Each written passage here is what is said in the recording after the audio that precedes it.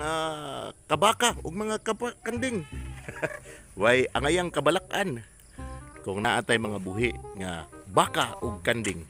Ilabi na kung magpreparar daw og insakto. Welcome sa tong vlog karon. Kanding now, baka later. Saka ta sa kanding barn. Diri ko sa Albores Farm and Shrine sa Barangay Rizal. Kinahanglan manggod nga taas-taas gining kaning barn. Ang height niya ba? Balay kanding para inigkuha na to aning mga tae sa kanding. Himuon na po na tong abuno. Dili mapakong ang imong libur. Kaya gusto po og enough na height ang kanding. So, karon sawa pa moabot ang atong baka. Baka now. Oh, baliktad ay. Kanding now. Baka later. Okay. Sa kata, 1, 2, 3, dala exercise ni. Ayan, sa kata. Sayo pa man sa buntag. Karong taon-taon moabot na tong atong mga caretaker diri, atong mga kauban sa farm. Ang pinakauna nilang himuon unya pagpanglimpyo sa kaning pagkaunan o kaning balay sa ang kwarto-kwarto sa kanding ba o nay bagong nanganak bro. Sa unang nanganak unya kini duha ka bukyang anak. Pero ayan. So ang unang himuon sa tong mga farm laborers ilahan ning silhigan unyang taod-taod.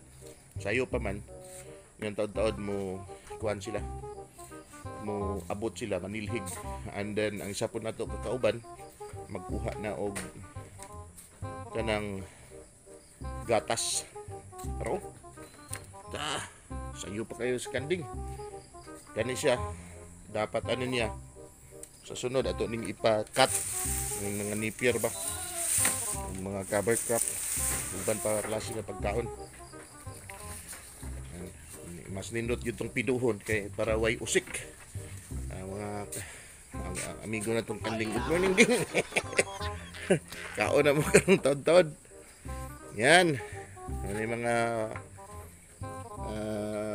baby sa una karon mga dalaga nagulitaw. Oh, yan. Actually ang breed ani niya mix na halo nga Boer o Anglo-Nubian. Wala siya nga ilang ginakaon kining napier grass, gakaon po sila og legumes sama sa Madre de Agua, Rinsone, Limenja og Madre de Cacao. Realize nato nga kinahanglan gyud sila og sudan aning mga legumes. Ani urot buntag pa. Kailangan limpyuhan sa itong mga caretaker. Yung taon-taon, inig-duty nila. Yan. Ang kanding manggo, dili na siya muukay ba? Hindi niya ukayon. Ibabaw rin siya mukaon.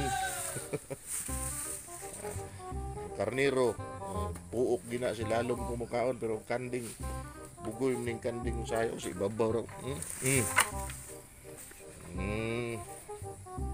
Siya, more or less. Asa almost 30 heads ang atong gibuhi nga kanding, and then ang basic gyud kanunay na kong gibalik-balik no naagid tay mga tanom nga forage mga friendly kini mga kandingan. Yan, October 13 ang anak og isa, and then ikaduhang anak duha pod October 25. Ano yung bago mga nanganak. Angtod sa sunod nga video na to mga kabaka o mga kakanding, dili ta mabalaka, dili ta makanding ay panamay. Dili ta mabalaka kung mamuhi ta kung daghan ta og pagkaon para sa atong buhing baka o kanding. Ganabuhay sa sunod nga video, magkita-kita na puhon mga Bisaya, mga Cebuano nga namuhi og baka o kanding.